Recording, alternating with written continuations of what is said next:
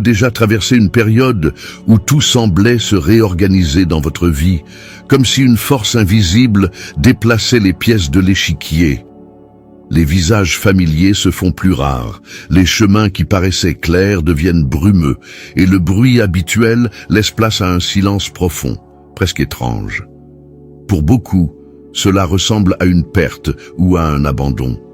Mais si, au contraire, c'était le signe d'un appel.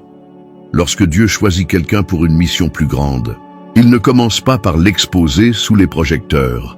Souvent, la première étape est le retrait. L'isolement n'est pas une punition, c'est un atelier secret, un lieu de transformation où l'âme est travaillée avec précision. C'est là, loin des regards, que Dieu prépare ses élus pour les rendre prêts à accomplir un dessein qu'ils ne peuvent pas encore imaginer. Dans cette vidéo, nous allons plonger dans la signification spirituelle de ces saisons silencieuses et comprendre pourquoi le silence de Dieu peut parfois enseigner bien plus que ses paroles audibles. Pensez-y. Combien de fois avez-vous eu l'impression que personne autour de vous ne comprenait vraiment ce que vous traversiez? Les amis s'éloignent, les portes se ferment, vos propres rêves semblent s'éteindre. Mais rien de tout cela n'est un hasard. Lorsqu'il met quelqu'un à part, Dieu enlève les distractions, coupe les liens qui freinent notre croissance et nous place dans un espace où sa voix devient enfin claire. Vous avez peut-être l'impression que tout s'écroule, mais et si c'était plutôt une reconstruction?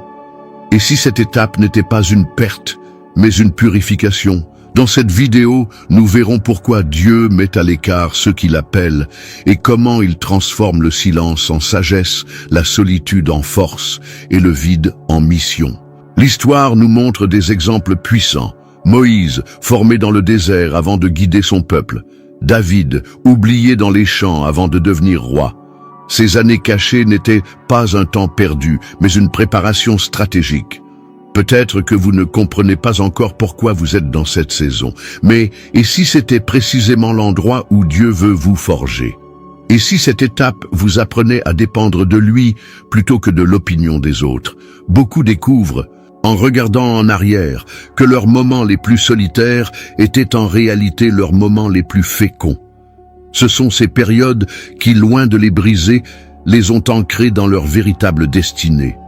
Alors, si les espaces vides de votre vie ne sont pas des erreurs, mais plutôt des lieux que Dieu nettoie pour préparer quelque chose de nouveau, comment choisirez-vous de vivre cette saison? Accordez une attention particulière aux petits signes qui vous entourent.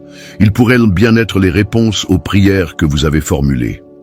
Quels indices avez-vous perçus ces derniers temps? Sont-ils peut-être là pour vous guider vers quelque chose d'essentiel? Prenez un instant aujourd'hui pour vous arrêter, réfléchir et noter tout ce que vous sentez que Dieu tente de vous transmettre durant cette période. Je vous invite maintenant à envisager ceci. Et si cette phase d'isolement que vous traversez n'était pas seulement une épreuve personnelle?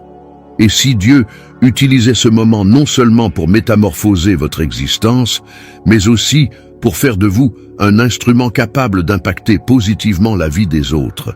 Réfléchissez à toutes ces figures historiques qui ont vécu la solitude